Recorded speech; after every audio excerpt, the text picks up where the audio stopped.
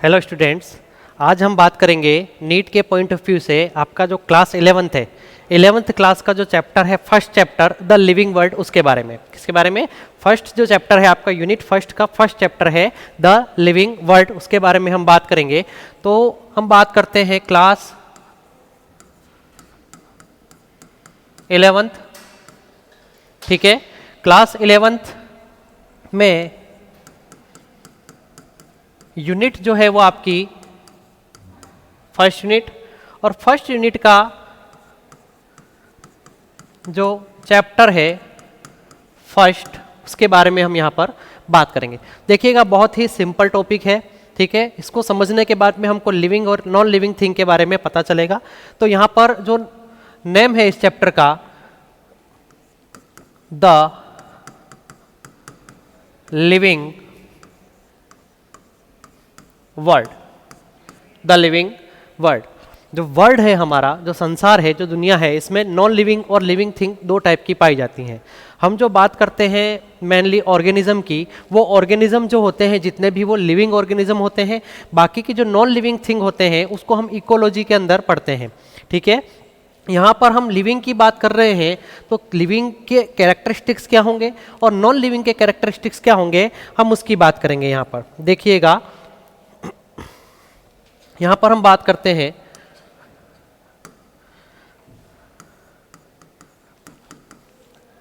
Living, और दूसरी हम बात करते हैं यहां पर नॉन लिविंग ऑर्गेनिज्म की, ठीक है। नॉन लिविंग तो ऑर्गेनिज्म होंगे ही नहीं। सबसे पहले हम बात करेंगे लिविंग की। तो लिविंग थिंग जो होंगे उसके अंदर क्या क्या लिविंग के कैरेक्टर्स हो सकते हैं, और नॉन लिविंग जो होंगे उसके क्या क्या कैरेक्टर्स हो सकते हैं। जो लिविंग है उसके अंदर लाइफ जो होगी वो क्या होगी, प्रेजेंट। लाइफ क्या होगी, यहाँ पर प्रेजेंट होगी, और यहाँ पर सेल भी प्रेजेंट होगी। जितने भी लिविंग ऑर्गेनिजम्स है या लिविंग थिंग है उसमें लाइफ प्रेजेंट है और सेल भी प्रेजेंट है। सेल क्या है? Fundamental unit of life. Cell क्या है? Fundamental unit of life, structural and functional unit of our body. और अगर नॉन लिविंग है तो इसमें लाइफ नहीं पाई जाएगी। दूसरा, यहाँ पर सेल भी क्या होगी, एब्सेंट होगी। तो जिनमें सेल नहीं है वो नॉन लिविंग, जिनमें लाइफ नहीं है वो नॉन लिविंग। उसके बाद में जो लिविंग है उसमें लाइफ भी है और सेल भी है। अब हम केवल लिविंग ऑर्गेनिज्म की बात करेंगे। किसकी बात करेंगे?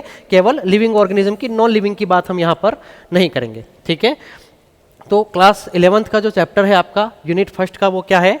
First chapter the living world, जिसमें हम जो लिविंग ऑर्गेनिज्म है उनकी और नॉन लिविंग ऑर्गेनिज्म है उनकी बात करते हैं। तो हम आगे पढ़ते हैं लिविंग ऑर्गेनिज्म के बारे में, इनके क्या क्या कैरेक्टर हैं उनके बारे में, ठीक है। यहाँ पर देखिएगा,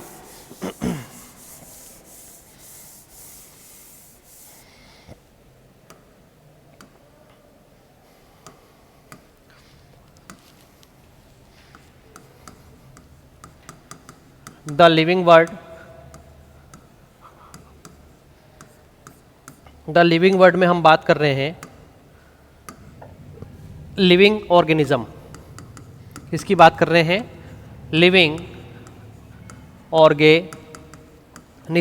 जिसमें हमने बात की इनके अंदर सेल भी प्रेजेंट है और लाइफ भी प्रेजेंट है, ठीक है। अब हम यहाँ पर बात करते हैं कैरेक्टर्स। किसकी बात करेंगे? यहाँ पर हम बात करेंगे कैरेक्टर्स ऑफ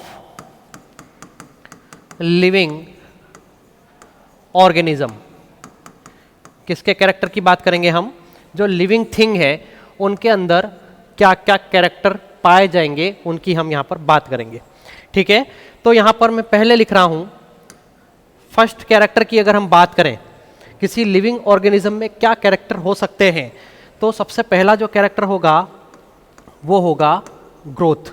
क्या होगा? ग्रोथ। किसी भी लिविंग ऑर्गेनिज्म में क्या पाई जाएगी? ग्रोथ पाई जाएगी। वो ग्रो करेगा, बढ़ेगा, चाहे वो सेल की ग्रोथ हो, ठीक है, या इंट्रासेल्युलर जो ग्रोथ होती है वो इसके अंदर होगी।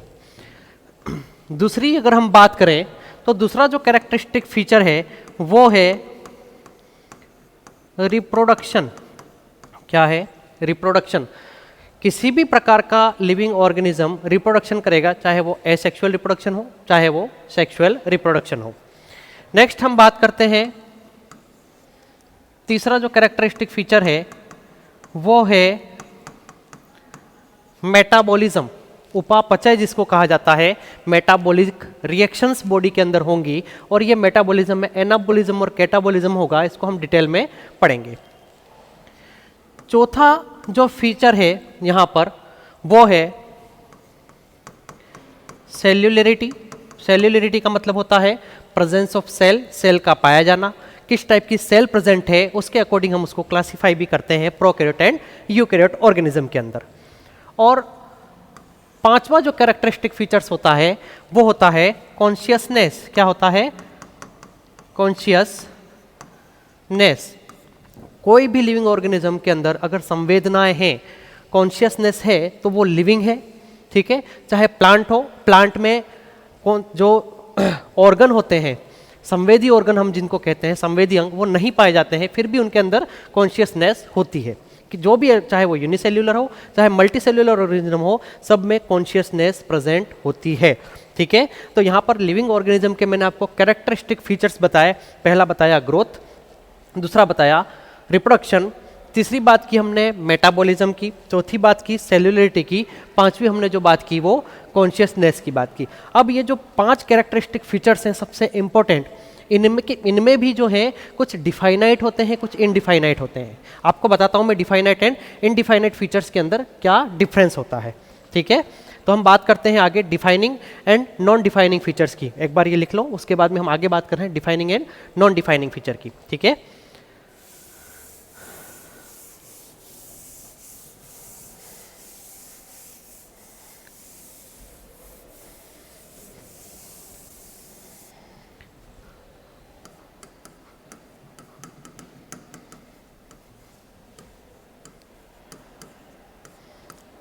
पांच कैरेक्टरिस्टिक फीचर्स, इन्हीं में कौन से डिफाइनिंग है, कौन से इनडिफाइनाइट फीचर्स है, उनकी हम बात करते हैं। तो यहां पर एक तो मैं बात कर रहा हूं डिफाइनिंग प्रॉपर्टी और दूसरी में बात कर रहा हूं इनडिफाइनाइट प्रॉपर्टी। देखिएगा, समझिएगा, डिफाइनिंग प्रॉपर्टी वो प्रॉपर्टी होती है या वो कैरेक्टर्स होते हैं जो केवल लिविंग ऑर्गेनिज्म में प्रेजेंट होते हैं और लिविंग ऑर्गेनिज्म के अलावा किसी नॉन लिविंग के अंदर प्रेजेंट नहीं होते हैं, और सभी लिविंग ऑर्गेनिज्म में प्रेजेंट होते हैं। This features present in all living organism, सभी लिविंग ऑर्गेनिज्म में प्रेजेंट होंगे, and only in living organism. समझना यहां पर बात को, केवल लिविंग ऑर्गेनिज्म में प्रेजेंट होंगे और सभी लिविंग ऑर्गेनिज्म के अंदर अगर प्रेजेंट हैं तो उसको हम बोलते हैं डिफाइनिंग फीचर्स या डिफाइनिंग प्रॉपर्टी। अगर हम इनडिफाइनाइट प्रॉपर्टी की बात करें तो these features is present in living or non-living thing। ये क्या हो सकते हैं? It can be present in living और नॉन लिविंग थिंग, दोनों के अंदर ये फीचर्स पाए जा सकते हैं। And not found in all living organism, not found in all living organism। इस टाइप के फीचर्स सभी लिविंग ऑर्गेनिज्म में नहीं पाए जाएंगे और नॉन लिविंग में भी पाए जा सकते हैं। इसको हम क्या कहते हैं? Indefinite property. दोनों के अंदर डिफरेंस समझना, डिफाइनिंग प्रॉपर्टी केवल लिविंग ऑर्गेनिज्म में और सभी लिविंग ऑर्गेनिज्म में। इनडिफाइनाइट प्रॉपर्टी किसके अंदर होंगे? ये नॉन लिविंग में भी होंगे, लिविंग के अंदर भी होंगे, लेकिन सभी लिविंग ऑर्गेनिज्म के अंदर भी पाए जाए ऐसा जरूरी नहीं होता है। तो ये डिफाइनिंग और इनडिफाइनिंग प्रॉपर्टी की हमने बात की। अब कौन कौन से ऐसे फैक्ट फीचर्स हैं या कैरेक्टरिस्टिक हैं जो डिफाइनिंग के अंदर आएंगे और कौन कौन से ऐसे हैं जो इनडिफाइनाइट के अंदर आते हैं, उसकी हम बात करते हैं। ये बात आपको समझ में आ गई होगी, ठीक है। यहाँ बिल्कुल क्लियर मैंने लिख दिया है, बिल्कुल आपको समझ में आ गया होगा। हम आगे की बात करते हैं। डिफाइनिंग प्रॉपर्टी क्या है, इसके एग्जाम्पल्स क्या हैं, डिफाइनिंग कैरेक्टर्स कौन कौन से हैं, और हम यहाँ पर बात करते हैं इनडिफाइनिंग की। तो यहाँ पर मैंने आपको बताया बच्चों, बात को समझना, देखिएगा। इनडिफाइनाइट मतलब कि जो नॉन लिविंग में भी पाए जाते हैं, तो हम बात करते हैं ग्रोथ। ग्रोथ कैसा फीचर है जो नॉन लिविंग ऑर्गेनिज्म के अंदर भी पाया जाएगा, नॉन लिविंग थिंग के अंदर भी पाया जाएगा। एक एग्जांपल देखते हैं हम। मान लो कि एक मिट्टी का एक ढेर है, ठीक है, जैसे रेगिस्तान में होते हैं टीले जिनको बोलते हैं, वो टीले ग्रोथ भी करते हैं, मिट्टी बहुत ज़्यादा एक जम जाती है तो, और उसके बाद में वहाँ से मिट्टी का अगर कटाव हो जाता है, सॉइल वहाँ से अगर हट जाती है, तो वो ग्रोथ जो होती है उनकी कम भी हो जाती है। तो ये जो फीचर्स है वो लिविंग में तो हो गई, हमारे अंदर तो हमारी ग्रोथ तो हो ही रही है, प्लांट्स की ग्रोथ भी हो रही है, लेकिन नॉन लिविंग थिंग, कचरे का ढेर है मान लो, ठीक है, उसके ऊपर और आप और कचरा डालते जाओगे तो वो कचरे का ढेर बढ़ेगा, मतलब कि ग्रोथ हो रही है, और वापस कचरा हटा भी लोगे तो ग्रोथ कम भी हो रही है, ठीक है। तो ये वाला जो फीचर है वो लिविंग का भी है और किसका है, नॉन लिविंग का भी है। बात समझ में आ गई। नेक्स्ट हम बात करते हैं दूसरा फीचर, जो मैंने 5 कैरेक्टरिस्टिक बताया उसमें से इनडिफाइनाइट प्रॉपर्टी के अंदर कौन कौन से आते हैं। पहला तो हो गया ग्रोथ, दूसरा मैं यहाँ पर बात कर रहा हूँ रिप्रोडक्शन। किसकी बात कर रहा हूँ यहाँ पर मैं, रिप्रोडक्शन। अगर मैं बात करूँ रिप्रोडक्शन की, तो क्या रिप्रोडक्शन सभी लिविंग ऑर्गेनिज्म में होता है? नहीं, सभी लिविंग ऑर्गेनिज्म में नहीं होता। जैसे अगर मैं बात करूँ, आपने हनी भी पढ़ा होगा, ठीक है, वहाँ पर एक क्वीन होती है, ठीक है, किंग होता है और कुछ वर्कर्स होते हैं, ठीक है। तो जो वर्कर्स होते हैं वो कैसे होते हैं, sterile worker in honey bee. वो वर्कर्स जो होते हैं वो स्टेराइल होते हैं, फर्टाइल नहीं होते। अगर वो किसी के साथ में रिप्रोडक्शन करते हैं या फर्टिलाइजेशन की प्रोसेस होती है, तो वहाँ पर कोई भी स्पीसीज या प्रोजेनी उत्पन्न नहीं होती है। तो हनी बी के अंदर जो स्टेराइल वर्कर हैं, उनकी जो स्पीसीज के अंदर स्टेराइल वर्कर हैं, वहाँ पर क्या होगा, उनमें रिप्रोडक्शन की प्रोसेस नहीं होती है। दूसरा हम बात कर लेते हैं स्टेराइल ह्यूमन। अगर कुछ ह्यूमन के अंदर या मेल या फीमेल के अंदर ओवा नहीं बन रहे, किसी में स्पर्म नहीं बन रहे, तो वहाँ पर भी रिप्रोडक्शन नहीं होगा। तो ये जो 2 फीचर मैंने आपको बताया, ग्रोथ एंड रिप्रोडक्शन, ये कैसी है, इनडिफाइनाइट प्रॉपर्टी है, मतलब कि रिप्रोडक्शन सभी लिविंग ऑर्गेनिज्म में नहीं होगा। क्या होगा, सभी लिविंग ऑर्गेनिज्म में नहीं होता है। जैसे कि स्टेराइल ह्यूमन में नहीं होगा, स्टेराइल वर्कर्स में नहीं होगा, हनी बी में। और ग्रोथ एक कैसा कैरेक्टर है जो लिविंग में और नॉन लिविंग में दोनों में होता है। तो this feature not present in all living organism. Reproduction is not present in all living organism. अब हम बात करते हैं डिफाइनिंग प्रॉपर्टी की, ठीक है। डिफाइनिंग प्रॉपर्टी क्या होगी, अब बात कर लेते हैं। डिफाइनिंग प्रॉपर्टी के अंदर अगर मैं बात करूं, तो यहां पर एक प्रोसेस है मेटाबॉलिज्म। कौन सी है, मेटाबॉलिज्म। मेटाबॉलिज्म का मतलब होता है उपापचय, और ये जो होता है वो सेल के अंदर प्रोसेस चलती है। तो सेल किसके अंदर होगी, लिविंग ऑर्गेनिज्म के अंदर होगी। और जितने भी हैं, चाहे वो यूनिसेल्युलर हो चाहे मल्टीसेल्युलर हो, जितने भी ऑर्गेनिज्म में, सभी के अंदर क्या होता है, मेटाबॉलिज्म पाया जाता है। तो ये लिविंग ऑर्गेनिज्म की क्या हो गई, डिफाइनिंग प्रॉपर्टी हो गई। दूसरा सेल्युलरिटी। जितने भी ऑर्गेनिज्म है, चाहे वो मल्टी सेल्यूलर हो चाहे यूनिसेल्यूलर हो, किससे बना हुआ है, सेल से बना हुआ है, तो वो सेल्युलरिटी हो गया, मतलब कि सभी लिविंग ऑर्गेनिज्म में होगा। बात समझ में आ गई। और केवल लिविंग ऑर्गेनिज्म में होगा। क्या नॉन लिविंग थिंग के अंदर सेल पाई जाती है क्या, नहीं पाई जाती, तो सेल्युलरिटी। नेक्स्ट हम बात कर लेते हैं कॉन्शियसनेस। कॉन्शियसनेस का मतलब संवेदनाओं को ग्रहण करना। क्या हो रहा है, हमको कुछ गर्म लग रहा है, कुछ ठंडा लग रहा है, धूप ज़्यादा लग रही है, टेम्परेचर कैसा है, कोई केमिकल रिएक्शन हो रही है, ठीक है, फोटोटैक्सिस मूवमेंट हो रही है, ठीक है, इस तरीके की कीमोटैक्सिस मूवमेंट हो रही है बैक्टीरिया की, और अगर हम यूनिसेल्युलर ऑर्गेनिज्म की बात करें तो ये सारी की सारी प्रोसेस जो होती हैं वो डिफाइनिंग प्रॉपर्टी के अंदर आती हैं। ये महसूस होना किसी चीज़ का, ठीक है, ये केवल कौन कर सकता है, कोई लिविंग ऑर्गेनिज्म ही कर सकता है, नॉन लिविंग के अंदर ये प्रोसेस नहीं पाई जाती है। तो 3 तो हो गई हमारी डिफाइनिंग प्रॉपर्टी, और जो 2 हैं मेन कैरेक्टर्स में से ग्रोथ एंड रिप्रोडक्शन वो हो गई इनडिफाइनाइट कैरेक्टर्स। अब ये जो कैरेक्टर हैं इसमें से हम एक एक को क्या करेंगे, आगे डिटेल में पढ़ेंगे, ठीक है। जैसे हम सबसे पहले पढ़ेंगे मेटाबॉलिज्म। किसकी बात करेंगे हम, मेटाबॉलिज्म की बात करते हैं। हम लिविंग वर्ड पढ़ रहे हैं तो हम बात तो कर ले पहले कि लिविंग ऑर्गेनिज्म क्या है, उसी की बात हम यहाँ पर कर रहे हैं, लिविंग ऑर्गेनिज्म की, ठीक है। तो लिविंग ऑर्गेनिज्म के अंदर हम पहले बात कर लेते हैं मेटाबॉलिज्म की। क्या होता है मेटाबॉलिज्म, देखते हैं आगे।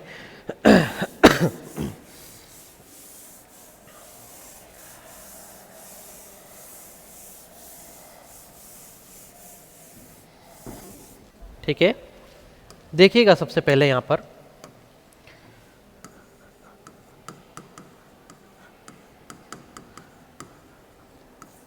मेटाबॉलिज्म।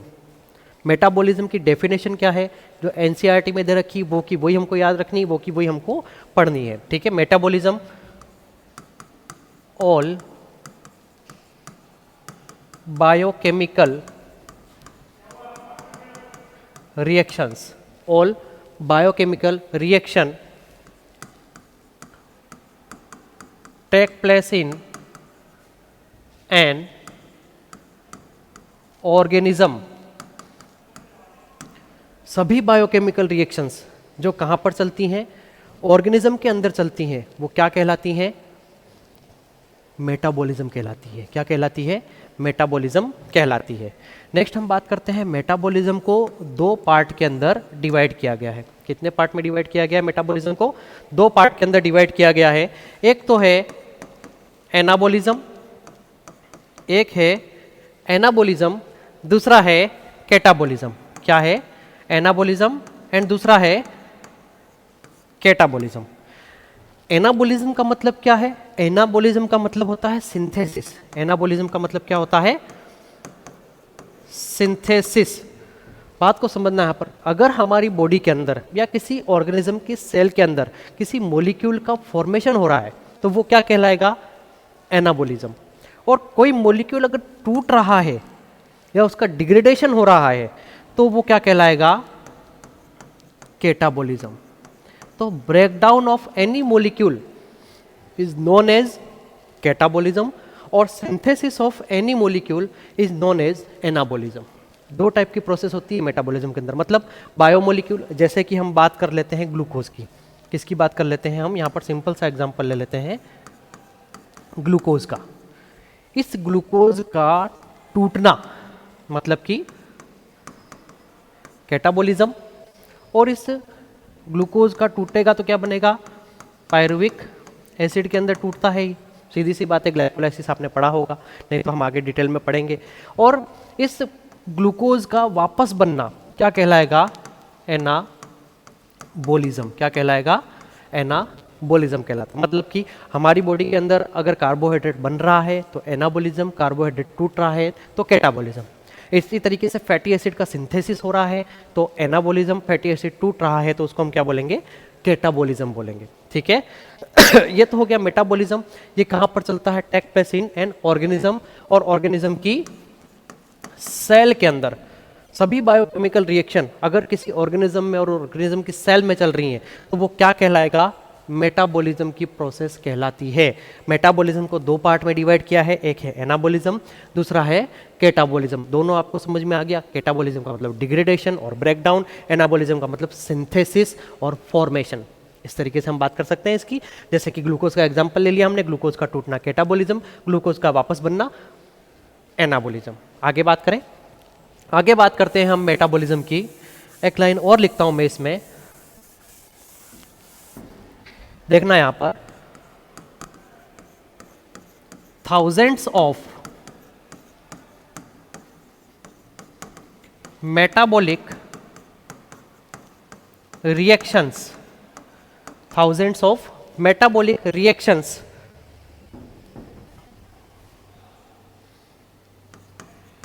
run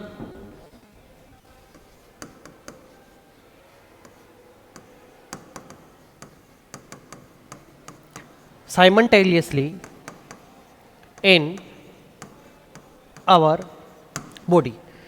एक साथ हजारों मेटाबॉलिक रिएक्शन हमारी बॉडी के अंदर साथ साथ में चलती हैं। मतलब कि एक सेल के अंदर ग्लाइकोलाइसिस चल रहा है या उसी सेल के अंदर बहुत सारे ग्लाइकोलाइसिस भी चल सकते हैं। बात समझ में आ रही? ग्लूकोज का एक बार एक ग्लूकोज टूट रहा है तो ऐसा थोड़ी एक ही टूटेगा, ठीक है। वहां पर हो सकता है कि दूसरा ग्लूकोज भी उसी टाइम पे टूट रहा हो। इन जो रिएक्शन है इनको कैटेलाइज करने के लिए बहुत सारे एंजाइम्स भी वहां पर होते हैं। तो एक टाइम के अंदर बहुत सारी मेटाबॉलिक रिएक्शन हमारी बॉडी के अंदर और हमारी सेल के अंदर चलती रहती, थाउजेंड्स ऑफ मेटाबॉलिक रिएक्शन, ठीक है, run simultaneously in our body और इन अवर सेल। एक सेल के अंदर भी एक से अधिक मेटाबॉलिक रिएक्शन एक ही टाइम के अंदर चल सकती हैं। इसको हम क्या बोलते हैं? मेटाबॉलिज्म। मेटाबॉलिज्म मतलब degradation and synthesis of any molecule, ठीक है।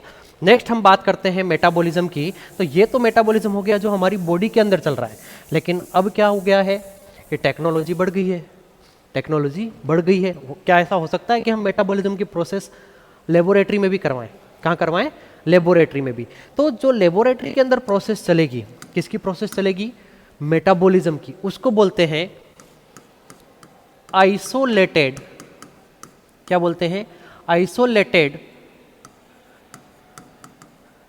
मेटाबॉलिज्म। क्या कहेंगे इसको? Isolated metabolism. आइसोलेटेड का मतलब हमारी बॉडी से बाहर जो लेबोरेटरी के अंदर रिएक्शन चल रही है उसको क्या कहते हैं? Isolated metabolism. It can perform outside the body. It can perform outside the body. हमारी बॉडी के बाहर अगर कोई रिएक्शन चल रही है लेबोरेटरी के अंदर तो वो क्या कहलाएगी? आइसोलेटेड मेटाबॉलिज्म कहलाएगी। लिविंग रिएक्शन होगी ये, but in non living thing. देखो ये एक लिविंग रिएक्शन है जो केवल सेल के अंदर हो सकती है, लेकिन इसको हमने कहाँ चला दिया? नॉन लिविंग थिंग के अंदर चला दिया। तो इसको हमने क्या कह दिया? आइसोलेटेड मेटाबॉलिज्म कह दिया। क्या कह दिया? Isolated metabolism. It is also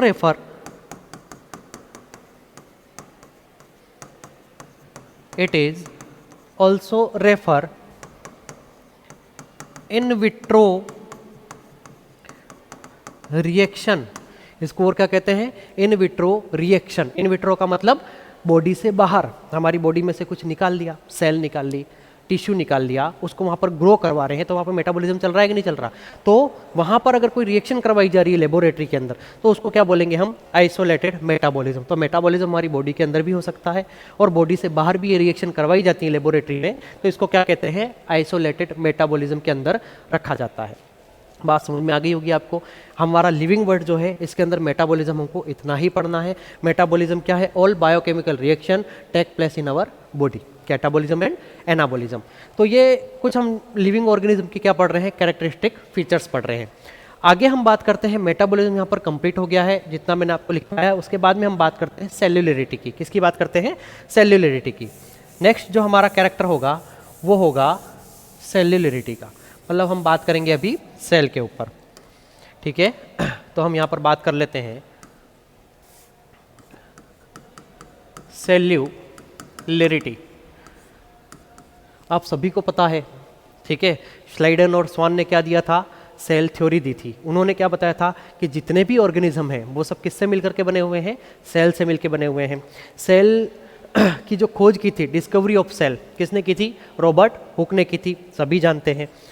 सेल्युलरिटी का मतलब जो है कि जितने भी ऑर्गेनिज्म हैं वो किससे बने हुए हैं? सेल से बने हुए हैं। तो ऑल ऑर्गेनिज्म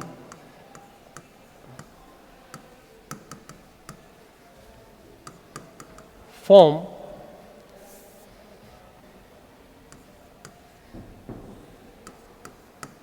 किसके बने हुए हैं? Form of cells. किसके बने हुए हैं? सेल के बने हुए हैं, कोशिका के बने हुए हैं, ठीक है। अगर हम बात करें कि नंबर ऑफ सेल्स, किसकी बात करें? हम बात करते हैं नंबर ऑफ सेल्स के बेस पे अगर हम बात करते हैं ऑर्गेनिज्म की, तो दो टाइप के ऑर्गेनिज्म होते हैं। कितने टाइप के ऑर्गेनिज्म होते हैं? दो टाइप के ऑर्गेनिज्म होते हैं। कौन कौन से? यहाँ पर हम देख लेते हैं दो टाइप के कौन कौन से ऑर्गेनिज्म होंगे। पहला होगा यूनिसेल्यूलर, कैसा होगा? यूनिसेल्यूलर। और दूसरा कैसा होगा? आप बहुत अच्छी तरीके से जानते हैं, कैसा होगा दूसरा? Multicellular. कैसा होगा? Multicellular. Unicellular and multicellular. Uni का मतलब हो गया only one cell found in an organism, only one cell found in an organism. और मल्टी सेल्यूलर की बात करें तो more than one cell, more than one cell. अगर एक से ज़्यादा सेल से कोई ऑर्गेनिज्म का डेवलपमेंट हुआ है या वो बना है तो उसको हम मल्टी सेल्यूलर ऑर्गेनिज्म बोलेंगे। और अगर केवल एक सेल से बना हुआ है तो इसको हम क्या बोल देंगे? यूनिसेल्यूलर ऑर्गेनिज्म बोल देते हैं। आगे मैं नंबर ऑफ सेल के ऊपर बात करता हूँ, क्लासीफाई करता हूँ, इसको ध्यान से देखना, ठीक है। नंबर ऑफ सेल की बात करते हैं हम यहाँ पर डिटेल में, मैं आपको बता रहा हूँ। देखना यहाँ पर सेल्युलरिटी के अंदर अगर हम बात करें नंबर ऑफ सेल्स, ध्यान से देखना यहाँ पर नंबर ऑफ सेल्स की बात करें तो यहाँ पर मैं 3 कैटेगरी में इसको डिवाइड करता हूँ। कितनी कैटेगरी में मैं आपको डिवाइड बता रहा हूँ, क्लासीफाई करता हूँ मैं इसको नंबर ऑफ सेल्स के आधार पर ऑर्गेनिज्म को 3 कैटेगरी के अंदर। पहला जो है वो है यूनिसेल्यूलर, यूनिसेल्यूलर। दूसरा जो है वो मल्टी सेल्यूलर। और तीसरा मैं यहाँ पर बता रहा हूँ ए सेल्यूलर। क्या कोई ऐसा भी ऑर्गेनिज्म होता है जो सेल के बिना बना हुआ हो, या जिसमें सेल के जो कैरेक्टर हैं वो कैरेक्टर्स उसके अंदर नहीं हो? जैसे कि हमने जो बात की, ग्रोथ हो गया, रिप्रोडक्शन हो गया, ये जो है वो उसके अंदर नहीं हो, या कभी कभी हो और कभी कभी नहीं हो, या वो स्लीडन और स्वान के द्वारा दिया गया जो सेल थ्योरी है उसके ऊपर काम करता हो वो ऑर्गेनिज्म, या नहीं करता हो वो ऑर्गेनिज्म। तो उसके बेस पे हमने क्या किया है, यहाँ पर डिवाइड किया है। अब अगर मैं बात करूँ यहाँ पर यूनिसेल्यूलर ऑर्गेनिज्म, आपने पढ़े होंगे, ये जो हो सकते हैं ये प्रोकैरियोट भी हो सकते हैं। देखो प्रोकैरियोटिक और यूकैरियोटिक आप 9th क्लास में पढ़ के आ चुके हो, वहाँ पर आपने फंडामेंटल यूनिट ऑफ लाइफ आपने पढ़ा हुआ है। तो ये क्या हो सकते हैं, प्रोकैरियोट भी हो सकते हैं, और ये ही यूकैरियोट्स भी हो सकते हैं। यही प्रोकैरियोट्स भी हो सकते हैं और यही यूकैरियोट्स भी हो सकते हैं। प्रोकैरियोट्स जैसे मैं एग्जांपल बता देता हूँ आपको, आप सभी को पता होगा प्रोकैरियोट्स में सभी के सभी क्या आते हैं, बैक्टीरिया, सभी क्या आते हैं, बैक्टीरिया। और यूकैरियोट की बात करूं तो इसमें सभी प्रोटोजोवन आते हैं। क्या आते हैं, प्रोटोजोवन, आपने पढ़ा होगा। प्रोटोजोआ जो है वो यूनिसेल्यूलर यूकैरियोटिक ऑर्गेनिज्म होते हैं।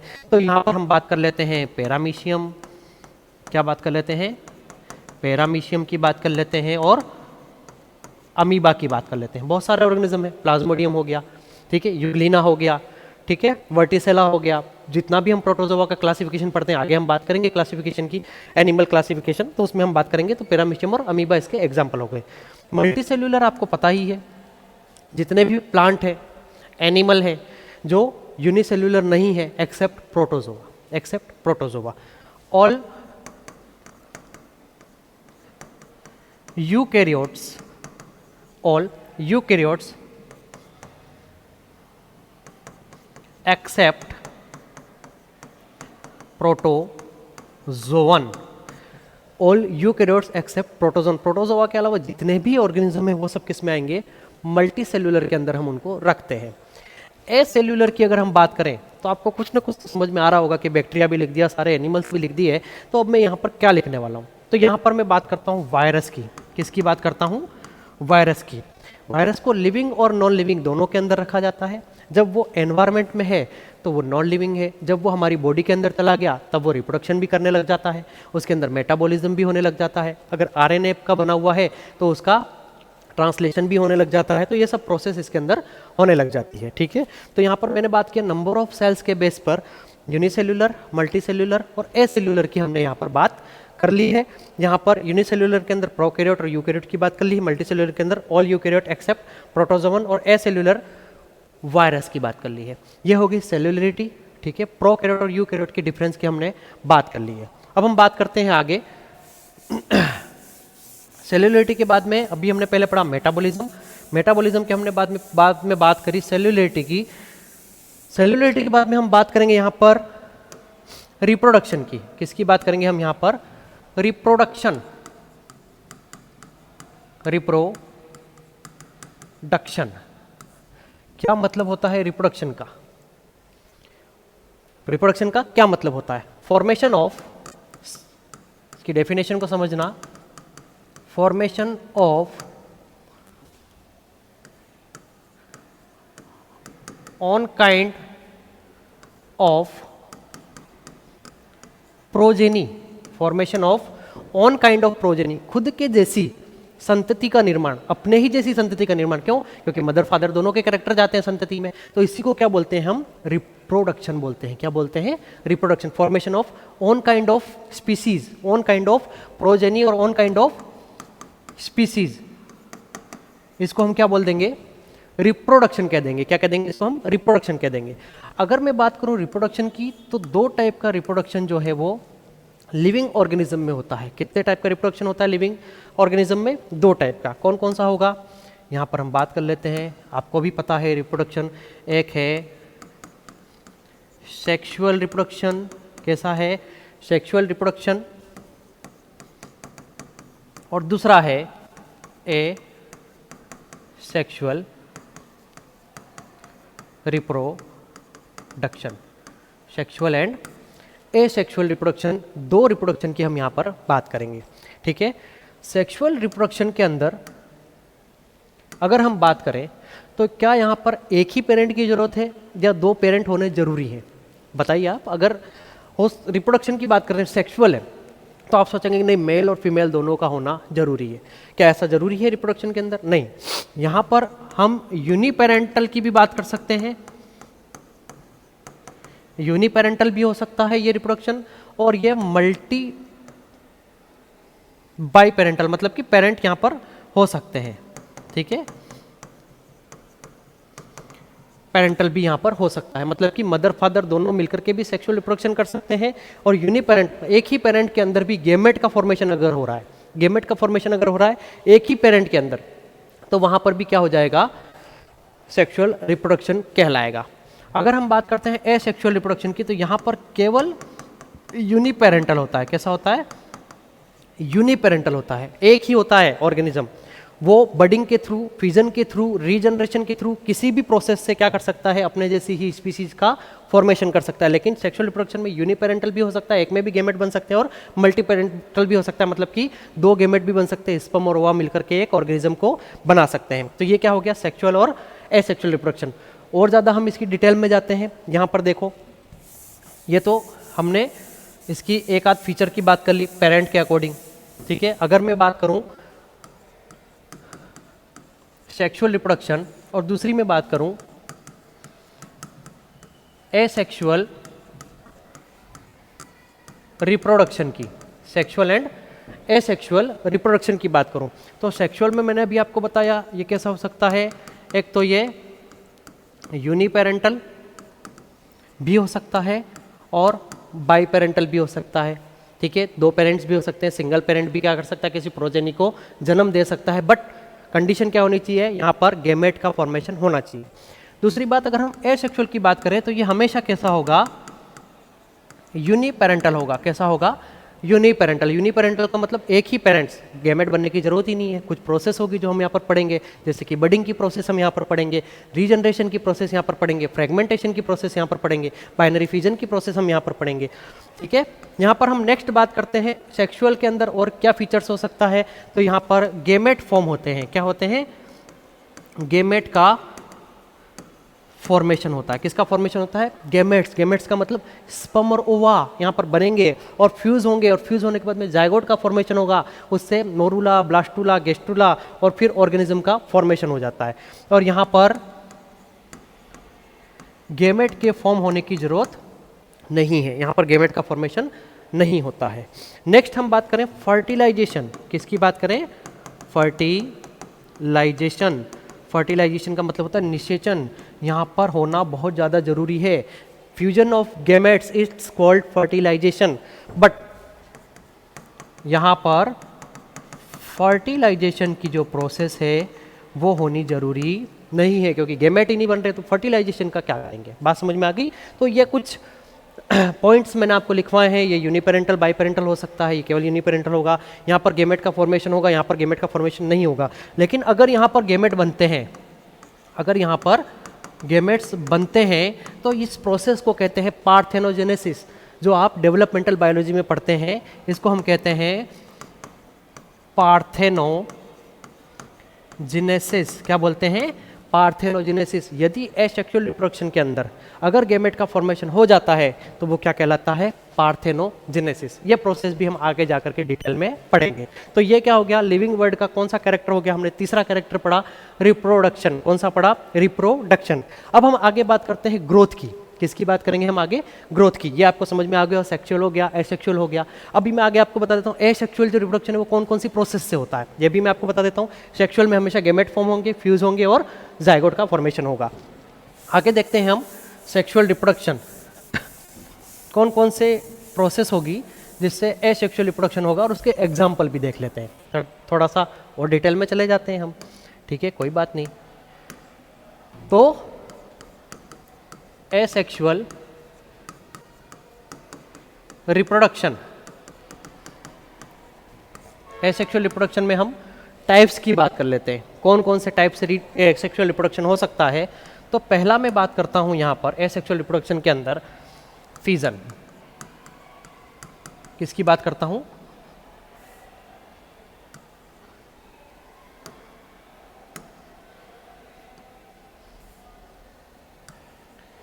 फिजन की बात कर लेते हैं। फिजन का मतलब क्या होता है? ये जो फिजन होता है इसका मतलब होता है पार्ट होना, एक के अलग अलग पार्ट हो जाना, या तो मल्टीपल पार्ट हो सकते हैं या एक के दो, एक ऑर्गेनिज्म दो के अंदर कन्वर्ट हो सकता है। फिजन जो होता है एक तो बाइनरी टाइप का भी होता है। बाइनरी का मतलब एक ऑर्गेनिज्म से दो ऑर्गेनिज्म अगर बन जाते हैं तो उसको हम कहते हैं बाइनरी फिजन। क्या कहते हैं? Binary fission. और दूसरा जो होता है वो होता है मल्टीपल फिजन। कौन सा होता है? Multiple fission. दो टाइप के फिजन होते हैं, binary fission and multiple fission. यहां पर हम बात करेंगे फिजन कौन कौन से ऑर्गेनिज्म में होता है। तो ये जो होता है फिजन पैरामीशियम के अंदर बाइनरी फिजन होता है। कौन सा फिजन होता है? Binary fission.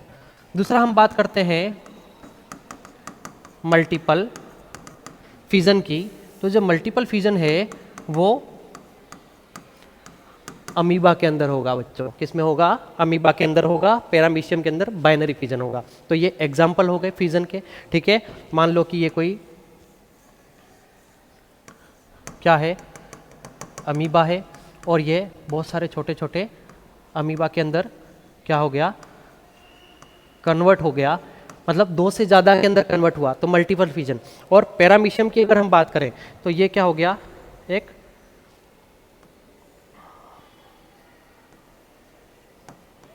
पैरामीशियम अगर दो पैरामीशियम में कन्वर्ट हो जाता है, कितने में? दो के अंदर कन्वर्ट हो जाता है, तो इसको हम क्या कहते हैं? Binary fission. क्या कहते हैं? बाइनरी फिजन कहते हैं। तो ये बात आपको समझ में आ गई होगी। Multiple fission and binary fission, दो टाइप का फिजन होता है एसेक्सुअल रिप्रोडक्शन का। पहली प्रोसेस हमने क्या पढ़ ली? फिजन की। अब हम बात करते हैं आगे दूसरा प्रोसेस कौन सी होती है एसेक्सुअल रिप्रोडक्शन की, जिसमें गेमेट फॉर्मेशन नहीं होना पड़ता और ऑर्गेनिज्म एक से दो हो जाते हैं या दो से अधिक बन जाते हैं। आगे हम बात करते हैं, ये हो गया फिजन। नेक्स्ट प्रोसेस अगर मैं बात करूं यहां पर, तो हम बात कर लेते हैं रीजनरेशन। किसकी बात कर लेते हैं? रीजनरेशन। रीजनरेशन का मतलब क्या होता है? कोई पार्ट अगर टूट गया बॉडी का और वो दूसरा ऑर्गेनिज्म बना दे, कोई पार्ट अगर टूट गया बॉडी का और वो दूसरा ऑर्गेनिज्म बना दे, तो वो क्या कहलाता है? रीजनरेशन। रीजनरेशन का मतलब पुनरुद्भवन कहते हैं इसको हिंदी में। इसका जो एग्जाम्पल होगा वो होगा प्लेनेरिया। कौन सा एग्जाम्पल हो गया इसका? प्लेनेरिया नाम का ऑर्गेनिज्म अगर इसका कोई पार्ट टूट जाता है बॉडी का, तो वो दूसरा प्लेनेरिया, पूरा का पूरा प्लेनेरिया बना लेता है। देखो, रीजनरेशन हमारे लीवर में भी पाया जाता है। लीवर जो होता है वो खुद को रीजनरेट करता है, लेकिन वो पूरी बॉडी नहीं बना सकता, पूरा ऑर्गेनिज्म नहीं बना सकता। ऑर्गेनिज्म की बात करें तो वो कौन बना पाएगा? प्लेनेरिया, ठीक है। तो ये कौन सी हो गई? दूसरी प्रोसेस हो गई किसकी? एसेक्सुअल रिप्रोडक्शन की। पहली कौन सी होगी? फिजन। दूसरी होगी रीजनरेशन, कोई पार्ट अगर टूट गया तो दूसरा प्लेन एरिया बना लेगा। नेक्स्ट हम बात करते हैं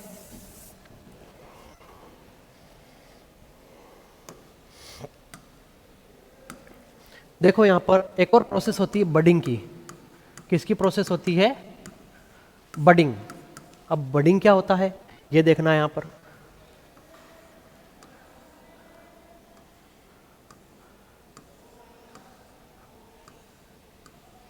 मान लो ये कोई ऑर्गेनिज्म है, हाइड्रा ले लेते हैं हम, इसका कोई पार्ट बाहर निकल गया, अलग से बड निकल गई, इसके ऊपर क्या निकल गई? बड। ये बड अलग होकर के, ये बड यहां से अलग होकर के एक पूरा का पूरा क्या बना दे? वापस ऑर्गेनिज्म बना दे। क्या बना दे? पूरा का पूरा ऑर्गेनिज्म बना दे। ये क्या हो गई? इसकी बड हो गई। क्या हो गई? बड। तो इसको क्या कहते हैं? बडिंग की प्रोसेस। क्या कहते हैं? बडिंग की प्रोसेस। अलग से इस टाइप के स्ट्रक्चर बाहर निकल जाते हैं, ठीक है, सिस्ट लाइक स्ट्रक्चर बाहर निकल जाते हैं, और अगर ये इससे अलग हो जाए बॉडी से तो पूरा का पूरा ऑर्गेनिज्म बना देते हैं। तो बडिंग की जो प्रोसेस है वो किस में देखने मिलती है हमको? हाइड्रा के अंदर देखने मिलती है। किस में देखने मिलेगी बच्चों? हाइड्रा के अंदर देखने मिलेगी। ये बात समझ में आ गई आपको? एक और एग्जांपल हम ले लेते हैं, या एक और प्रोसेस देख लेते हैं एसेक्सुअल रिप्रोडक्शन की। ये तो होगी बडिंग, इसके पहले हमने पढ़ लिया रीजनरेशन, उसके पहले हमने पढ़ा बाइनरी फिजन।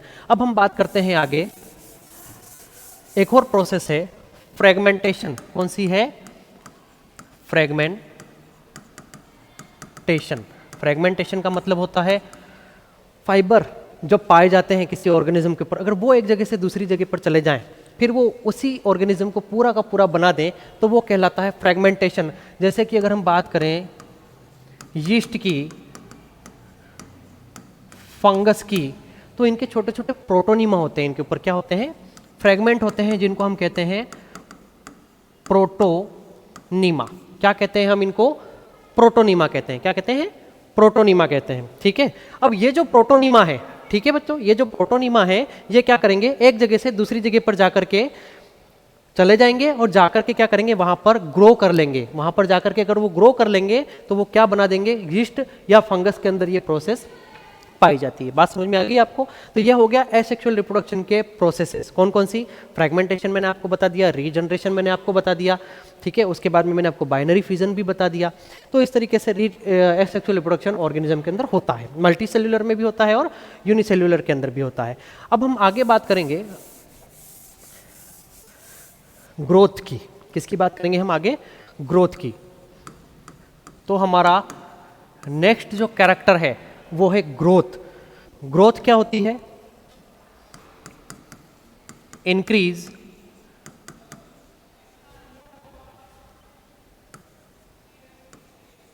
इन मास। हमारी बॉडी के अंदर किसका बढ़ना?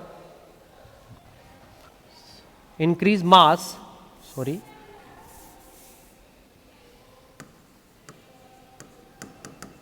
इन योर सेल।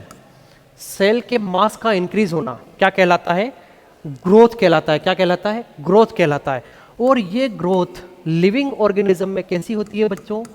ये ग्रोथ लिविंग ऑर्गेनिज्म में इरिवर्सिबल होती है। कैसी होती है? इरिवर्सिबल। मान लो आपकी ग्रोथ एक बार हो गई तो क्या आप छोटे हो जाओगे? क्या नहीं हो पाओगे। मान लो आपकी एक उंगली, एक फिंगर आपकी जितनी बढ़ गई वो वापस छोटी हो जाएगी क्या बिना कटे? नहीं होती है। तो हमारे अंदर जो ग्रोथ होती है वो कैसी होती है? इरिवर्सिबल होती है। कैसी होती है? इरिवर्सिबल ग्रोथ होती है हमारे अंदर। अगर हम नॉन लिविंग की बात करें, किसकी बात करें? नॉन लिविंग ऑर्गेनिज्म की बात करें। नॉन लिविंग का मतलब कचरे का ढेर हो गया, सैंड ड्यून्स हो गया, मिट्टी का टीला हो गया, उनके अंदर ग्रोथ कैसी होगी? रिवर्सिबल ग्रोथ होगी। उनके अंदर कैसी ग्रोथ होगी? रिवर्सिबल उनके अंदर ग्रोथ होती है। मतलब कि अगर कचरे का ढेर वहां से हट जाता है तो वो वापस छोटा हो जाएगा। कैसा हो जाएगा? वहां से वो छोटा हो सकता है। तो ये कैसी होगी? रिवर्सिबल ग्रोथ हो जाती है। तो ग्रोथ आपको समझ में आ गई, ठीक है। Increase mass in your cell, cell के अंदर मास का बढ़ना। और इरिवर्सिबल ग्रोथ होगी किसके अंदर? लिविंग ऑर्गेनिज्म के अंदर। नॉन लिविंग के अंदर कैसी होती है? रिवर्सिबल ग्रोथ होती है। मान लो ये एक सेल है, ठीक है, अगर सेल डिवीजन हो रहा है तो इससे भी हमारी ग्रोथ क्या हो रही है? इंक्रीज हो रही है। एक सेल से दो सेल का बनना। अब ये दो सेल बनी, ये पहले तो साइज में छोटी थी, फिर वापस इन सेल की क्या होगी? ग्रोथ होगी। क्या होगी? इन सेल की ग्रोथ होगी। फिर से ये साइज में बड़ी होंगी, फिर ये 2 से 4 सेल बनाएंगी। तो ऐसे करते करते क्या हो रही है? हमारी सेल की जो हो रही है वो ग्रोथ हो रही है, सेल की ग्रोथ हो रही है तो हमारी बॉडी की ग्रोथ हो रही है, ठीक है। इरिवर्सिबल प्रोसेस है, ठीक है। और हमारी अंदर अभी आगे बात करते हैं, मैं आपको बताता हूं जो ग्रोथ है वो लिविंग ऑर्गेनिज्म के अंदर कैसी ग्रोथ होती है, इंट्रिंसिक ग्रोथ होती है।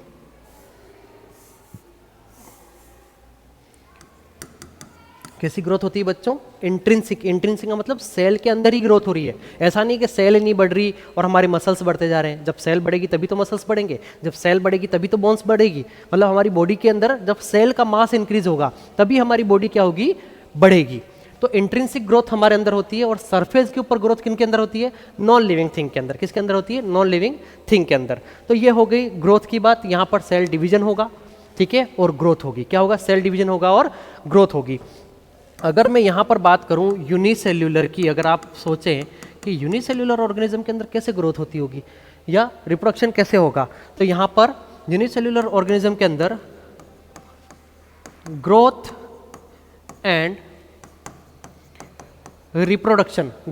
Reproduction are inclusive character. दोनों कैसे हैं, इंक्लूसिव कैरेक्टर है। मतलब कि रिप्रोडक्शन होता है तो ग्रोथ भी होती है उनकी, ठीक है। मतलब कि रिप्रोडक्शन हो गया, उसके बाद में सेल का मास बढ़ गया, फिर से रिप्रोडक्शन हो गया, फिर सेल का मास बढ़ गया। लेकिन यहाँ पर अगर हम मल्टी सेल्यूलर की बात करें, किसकी बात करें, मल्टी सेल्यूलर ऑर्गेनिज्म की अगर हम बात करें, तो हम यहाँ पर बात करेंगे ग्रोथ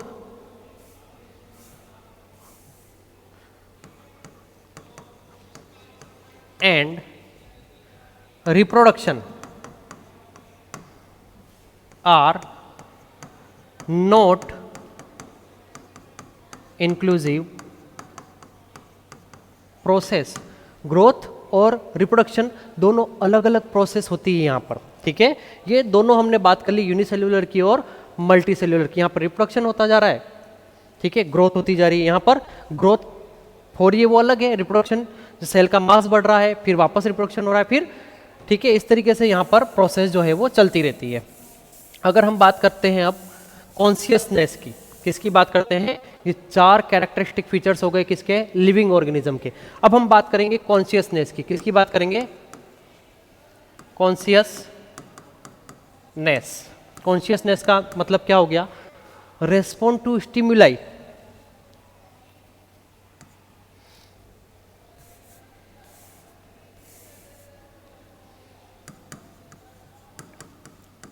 रेस्पॉन्ड टू स्टिमुलाई। जो स्टिमुलस हमको मिल रहे हैं उनके लिए क्या करना, रेस्पॉन्स करना। आपको मान लो कुछ गर्म अड़ा दिया तो आपको पता चलेगा कि नहीं कुछ गर्म अड़ाया, कुछ ठंडा लगा दिया तो पता चलेगा कि ठंडा लगाया। बहुत टेम्परेचर बढ़ रहा है, मान लो किसी चीज़ की हमको जलन हो रही है, इरिटेटिंग हो गई स्किन, तो आपको पता चलेगा। तो उसके प्रति क्या करना, रेस्पॉन्ड करना, हाँ हमको गर्म लगा। तो ये जो कैरेक्टरिस्टिक फीचर्स है वो किसका है, केवल लिविंग ऑर्गेनिज्म का। आप किसी पत्थर को जा करके गर्म गर्म चीज़ लगा दो, क्या वो कोई रेस्पॉन्स करेगा, नहीं करेगा। आपको लगा दे तो आप करोगे, बिल्कुल करोगे। तो ये जो कैरेक्टरिस्टिक फीचर्स है वो किसका है, ये डिफाइनिंग फीचर है। और किस में आएगा, किसके अंदर आएगा, लिविंग ऑर्गेनिज्म का कैरेक्टरिस्टिक फीचर्स है। रेस्पॉन्ड टू स्टिमुलाई, कोई भी स्टिमुलस मिल रहा है उसके लिए रेस्पॉन्स करना। कॉन्शियसनेस, यहाँ पर सेल्फ कॉन्शियसनेस प्रेजेंट होती है। सबसे ज़्यादा कॉन्शियसनेस जो प्रेजेंट होती है वो किस में प्रेजेंट होती है, ह्यूमन के अंदर। किसके अंदर प्रेजेंट होती है, ह्यूमन के अंदर। ह्यूमन के अंदर जो कॉन्शियसनेस होती है वो बहुत ही हाई लेवल की होती है, ठीक है। अगर हम प्लांट की बात करें, किसकी बात करें, प्लांट की बात करें, तो क्या प्लांट के अंदर कॉन्शियसनेस पाई जाती है, संवेदनाएं पाई जाती हैं?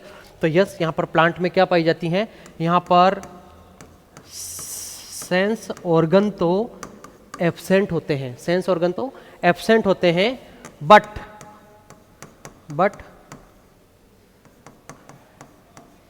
कॉन्शियसनेस जो होती है वो प्रेजेंट होती है। किसके लिए इसके अंदर कॉन्शियसनेस होती है, तो फोटोन के लिए। फोटोन का मतलब लाइट के लिए। लाइट कौन सी, सनलाइट के लिए फोटो पेरियोडिज्म की एक प्रोसेस होती है जिससे short day plant, long day plant, day neutral plant अपनी जो इनकी जो वेदर होता है उसके अकॉर्डिंग क्या करते हैं, खुद का डेवलपमेंट करते हैं। तो यहाँ पर फोटो पेरियोडिज्म की एक प्रोसेस होती है। फोटोन्स के लिए, लाइट के लिए प्लांट क्या होते हैं, सेंसिटिव होते हैं। ज़्यादा प्रकाश में रख दो, जो ठंड में हो रहे हैं उनको गर्मियों के अंदर उगा करके देखो, उगेंगे क्या, नहीं उगेंगे, उनका डेवलपमेंट वैसा नहीं हो पाएगा। तो इस तरीके से कॉन्शियसनेस की बात हो गई। कॉन्शियसनेस मतलब रेस्पॉन्ड टू स्टिमुलाई, कोई भी स्टिमुलस या उद्दीपन हमको मिल रहा है तो उसके प्रति हमको क्या करना है, रेस्पॉन्ड करना है। प्लांट के अंदर भी पाया जाएगा। ह्यूमन जो होता है वो सबसे ज़्यादा कॉन्शियस होता है। क्या होता है, सबसे ज़्यादा कॉन्शियस होता है। तो आज हमने क्या पढ़ लिया, ये जितने भी कैरेक्टरिस्टिक फीचर्स हैं लिविंग ऑर्गेनिज्म के, ये हमने पढ़ लिए। ठीक है, अब हम आगे जो है वो बात करेंगे इसी चैप्टर के अंदर, किसकी बात करेंगे, तो जितने भी इतने ऑर्गेनिज्म हैं, अभी आपकी जो एनसीईआरटी है उसके अंदर दे रखा है 1.7 to 1.8 मिलियन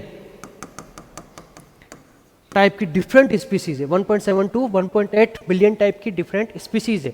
इनको किस तरीके से हम पहचाने या इनको हम किस तरीके से जाने पहचाने, इसके लिए हमको क्या करना पड़ता है, आगे क्लासिफिकेशन करना पड़ता है। क्या करना पड़ता है, क्लासिफिकेशन। तो क्लासिफिकेशन हम आगे पढ़ेंगे, टैक्सोनॉमी पढ़ेंगे, क्या होती है, क्लासीफाई किया तो kingdom, phylum, class, order, genus, family वगैरह हमको सब पढ़ना है। तो ये हम आगे जो है वो इन लिविंग ऑर्गेनिज्म को क्लासीफाई किस तरीके से किया, किस किसने क्लासिफिकेशन, कैसा कैसा क्लासिफिकेशन दिया, वो हम आगे पढ़ेंगे। अभी आपको क्या पढ़ना है, केवल ये जो 5 मैंने आपको कैरेक्टर पढ़ाए हैं उनके बारे में आपको ध्यान से डिटेल के अंदर पढ़ना है, जो आपकी एनसीईआरटी के अंदर दे रखा है। Okay, thank you students. जो आज की क्लास रही वो बहुत अच्छी रही आपके लिए भी, और ये जितना भी मैंने आपको बताया है इसके अंदर से आपके ज़रूर जो है वो क्वेश्चन आते हैं। ठीक है, थैंक यू।